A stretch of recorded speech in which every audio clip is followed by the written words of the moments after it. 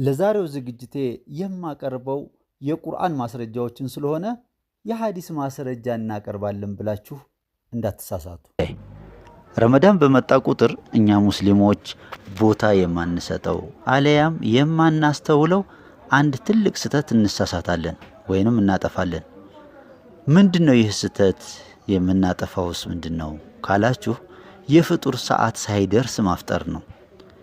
በእርግጥ የዚህ ስህተት ዋና ተጠያቂው የኔ ቢጤው መሀይም ህብረተሰብ ሳይሆን የሃይማኖት መሪዎቻችን ናቸው። ለምን ቢባል የኔ ቢጤው ጃሂል የነዚህ መሻይኾችና ዳኢዎች ተከታይ ስለሆነ። ማለቴ እነሱ አዛን ሲል አፍጥሩ አለያም ለፍጡር ተሽቀዳደሙ አሉን፣ እኛም ያሉንን እንፈጽማለን። ታዲያ ይህ ትእዛዝ ወይንም አዛን ሲል አፍጥሩ አለያም ለፍጡር ተሽቀዳደሙ ማለታቸው ወቅቱን የጠበቀ ቢሆን ጥሩና ትክክል ወይንም መልካም ነበር። ነገር ግን ወቅቱን የጠበቀ አለመሆኑ ጉዳዩ ወደ ስህተት እንዲያመራ አድርጎታል። እዚህ ጋር ሰው እንደመሆናችን ቆም ብለን አንድ ነገር እናስተንትን። አዛን ሲባል በአዛኑ ውስጥ የሚባሉትን ቃሎች ካየን አንድም ቃል የፍጡር ጊዜን የሚጠቁም ሆኖ አናገኘውም። ወይም ሐያ ዐለል ፍጡር የሚል ቃል አናገኝም። እንደውም በአዛን ውስጥ በግልጽ የምንሰማው ቃል ቢኖር ሐያ ዐለ ሶላህ፣ ወደ ሶላት ቁሙ፣ ወደ ሶላት ተሽቀዳደሙ፣ ወደ ሶላት ተቻኮሉ የሚል ሆኖ እናገኘዋለን። ታዲያ ይህ ሆኖ እያለ ለምንድነው የፍጡር ጊዜን ከአዛን ጋር የምናስተሳስረው? ለማለት የፈለኩት ግልጽ መሰለኝ። ከዕለታት አንድ ቀን ሷሃቦች ወደ እናታችን አይሻ ረዲየላሁ ዐንሃ ጋር በመምጣት እንዲህ ሲሉ ጠየቁ። ምርጡ የአላህ ባሪያ ሙሐመድ ሰለላሁ ዐለይሂ ወአሊህ ሕይወታቸው ምን ይመስል ነበር? እናታችን አይሻም እንዲህ ሲሉ መለሱ። ረሱሉ ሕይወታቸው ቁርአን ነበር፣ በጥቅሉ የሚንቀሳቀሱ ቁርአን ነበሩ አሉ እናታችን አይሻ ረዲየላሁ ዐንሃ።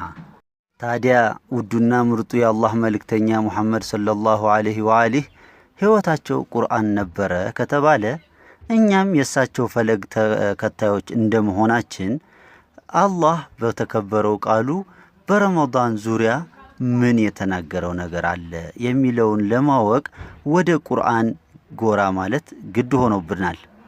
ቁርአን የታላቁን የረመዳንን ወር ከመች እስከ መች መብላትና መጠጣት እንዳለብን እንዲሁም ከመች እስከ መች ጾመን መቆየት እንዳለብን እንዲህ ሲል ይነግረናል። አዑዙ ቢላሂ ሚነሽ ሸይጣን ረጂም ቢስሚላሂ ራሕማን ራሒም ወኩሉ ወሽረቡ ሐታ የተበየነ ለኩሙል ኸይጡል አብየድ ሚነል ኸይጢል አስወድ ሚነል ፈጅር። ከጎህ የሆነው ነጩ ክርም ከጥቁሩ ክር አለያም ከሌሊት ጨለማ ለእናንተ እስከሚገለጽላችሁ ድረስ ብሉ ጠጡም አለና ቀጠል አድርጎ አንድ ሰው እስከ መቼ ነው ጾምን ጾሞ የሚውለው የሚለውን እንዲህ ሲል ይነግረናል። ثم أتموا الصيام إلى الليل ከዚያም ጾምን እስከ ሌሊቱ ድረስ ሙሉ ይለናል በሱረቱል በቀራ ቁጥር 187። ከዚህ የቁርአን አንቀጽ ሁለት ቁልፍ ቃሎችን እናገኛለን። አቲሙ ወይንም ሙሉ የሚለውና ሌይል ወይንም ሌሊት የሚል ነው። ሁለቱንም ቃሎች አንድ በአንድ በዝርዝር እንመለከታቸዋለን ኢንሻአላህ። እንግዲህ ከዚህ የቁርአን አንቀጽ በግልጽ እንደምንረዳው አንድ ሰው ከምግብና ውሃ እንዲሁም ከተለያዩ መጥፎ ነገሮች ተከልክሎ ወይንም ጾሞ የሚውለው እስከ ሌሊቱ ድረስ መሆኑን ተረድተናል። እስኪ አሁን ደግሞ ወደ ሁለቱ ቃሎች ዝርዝር ጉዳይ እንግባ።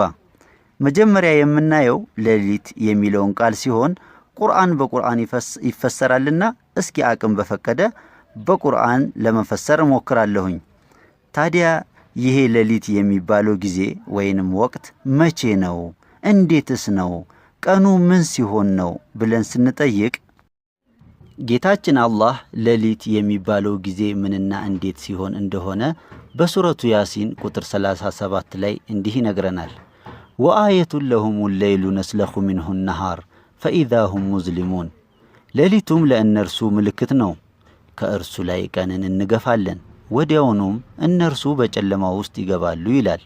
እንግዲህ በዚህ የቁርአን አንቀጽ የምንረዳው ሌሊት የሚባለው ጉዳይ ቀን የሚባለው ኮንሴፕት ወይንም እሳቤ እልም ብሎ ጠፍቶ ጨለማ ወይንም አይንን መያዝ አለበት። አይን ምንም ነገር ማየት የማይችልበት ሁኔታ ላይ መግባት አለበት ማለት ነው። ቀን የሚባለው ነገር ጥርግ ብሎ ወይንም እልም ብሎ መጥፋት አለበት ማለት ነው። ግልጽ ይመስለኛል ሐሳቡ። በሱረቱል በቀራ ቁጥር 187 ላይ ثم አቲሙ ሲያመ ኢለለይል ያለው ከዚያም ጾምን እስከ ሌሊቱ ድረስ ሙሉ ያለው ሌሊት የሚባለው ሐሳብ አሁን በዝርዝር ያየነው ነው ማለት ነው። ታዲያ ከነዚህ ሁለት የቁርአን አንቀጾች የምንረዳው አንድ ሰው ጾሙን ማፍጠር ያለበት ወደ ሶላት ጥሪ የሚደረግበትን አዛን ሲሰማ ሳይሆን ጊዜውን በአይኑ አይቶ አሁን ጨለማ ነው ብሎ አይምሮ ሲያምንበት ብቻና ብቻ ነው ማለት ነው። ወይም የመግሪብ አዛን ከተደረገ በኋላ በትንሹ ከ15 እስከ 20 ደቂቃ መቆየት አለብን ማለት ነው። እናም እህቶችና ወንድሞቼ ጾመን ለ15 እና ለ20 ደቂቃ ስንል ጾማችንን እንዳናበላሽ አደራ እላለሁ። ልቦና ይስጠን። በሁለተኛነት ለማብራራት የምሞክረው ቃል አቲሙ ወይንም ሙሉ የሚለውን ቃል ይሆናል። ይህንም ቃል ቢሆን በቁርአን በሱረቱል ማኢዳ ቁጥር 3 ላይ አልየውመ አክመልቱ ለኩም ዲነኩም ወአትመምቱ አለይኩም ኒዕመቲ ወረዲቱ ለኩሙል ኢስላመ ዲና፣ ዛሬ ሃይማኖታችሁን ለእናንተ ሞላሁላችሁ ጸጋዬንም ወይንም ችሮታ የተባለን በአጠቃላይ በእናንተ ላይ ፈጸምኩ ይላል። እንግዲህ በዚህ የቁርአን አንቀጽ አክመልቱ ወይም ሞላሁላችሁ ካለው ቃል ይልቅ አትመምቱ ያለው ቃል በአረበኛው ቋንቋ ከመሙላት በላይ የሆነን መሙላት ለመግለጽ የሚጠቀሙበት ነው። ምሳሌ በአማርኛ ቋንቋ ሞልቶ ተትረፍርፎ ብንል ተትረፍርፎ የሚለው ቃል ሞልቶ የሚለውንም ቃል በውስጡ የያዘ ሲሆን በተጨማሪም የመሙላቱ መጠን ከመሙላቱ በላይ መሆኑን ይገልጽልናል። ልክ እንደዚሁ ሁሉ ثم አቲሙ ሲያም በዚህ አንቀጽ ጾማችሁን ሙሉ ያለው አቲሙ ያለው ቃል አክመልቱ ካለው ቃል ከመሙላት በላይ የሆነን ቃል መሆኑን ይጠቁመናል። ይህ ማለት አንድ ሰው መሸ ከሚል ይልቅ ጨለመ ካለ ጨለመ የሚለው ቃል የመምሸቱ መጠን በጣም መምሸቱን ይጠቁማል ማለት ነው። ስለዚህ አንድ ሰው ثم አቲሙ ሲያመ ኢለለይል ጾምን እስከ ሌሊቱ ድረስ ሙሉ ያለውን የቁርአን አንቀጽ በተግባር ለመተግበር አንድ ሰው ጾሙን ማፍጠር ያለበት ሲመሽ ሳይሆን ሲጨልም ነው ማለት ነው። ስለ እውነት እንነጋገር ከተባለ የመግሪብ አዛን የሚባለው ገና ፀሐይ በተራራ ስትደበቅ አይደለም እንዴ? ብርሃኗን ሰማይ ላይ እያየን አዛን ስለሰማን ብቻ እናፈጥራለን። ይህ በፍጹም ስተት ነው። እዚህ ጋር ዳኢ ለሆኑ ሰዎች የምሰጠው ምክር አለኝ። ዳዕዋችንን በሐዲስ ላይ ብቻ የተመሰረተ አናድርገው። ዋናው ዳዕዋችንን መሰረት ማድረግ ያለብን በቁርአን ላይ መሆን አለበት። በመቀጠልም ሐዲስ። ተስማማን? ልብ ያለው ልብ ይበል። ፈጣሪያችን አላህ በሱረቱል ጋሺያ ቁጥር 21 ላይ እንዲህ ይላል፣ ፈዘኪር ኢነማ አንተ ሙዘኪር፣ አስታውስም አንተ አስታዋሽ ብቻ ነህና። ነገር ግን ይህ ማስታወስ ለምን አይነት ሰዎች እንደሚጠቅም ደግሞ በሱረቱ ዙመር ቁጥር 18 ላይ እንዲህ ይላል፣ አለዚነ የስተሚዑነ አልቀውል ፈየተቢዑነ አሕሰነህ ኡላኢከ አለዚነ ሀዳሁሙላህ ወኡላኢከ ሁም ኡሉል አልባብ። እነዚያን ንግግርን የሚያደምጡትና መልካሙን የሚከተሉትን አብስር፣ እነዚያ እነርሱ አላህ የመራቸው ናቸው፣ እነዚያም እነርሱ ባለ አእምሮዎቹ ናቸው ይላል።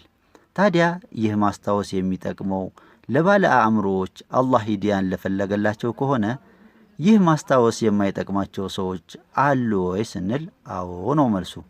እነማን ናቸው ስንል በሱረቱ ዙኽሩፍ ቁጥር 23 ላይ እንዲህ ይላል፣ ኢና ወጀድና አባአና ዓላ ኡማህ ወኢና ዓላ አታሪህም ሙቅተዱን። እኛ አባቶቻችንን በሃይማኖት ላይ አገኘን፣ እኛም በፈለጎቻቸው ላይ ተከታዮች ነን ያሉ ቢሆን እንጂ ይላል። እናም ወገኖቼ ልብ ያለው ልብ ይበል። ረመዳናችንን ጹመን ለፍቶ መና እንዳንሆን አደራ እላለሁ። ለዛሬ ዝግጅቴን እዚህ ጋር እቋጫለሁ። በሰማነው የምንጠቀም አላህ ያርገን እያልኩ ይህንንና መሰል ኢስላማዊ አስተምህሮች ሲወጡ በትኩሱ እንዲደርሶ ሰብስክራይብ ይበሉ።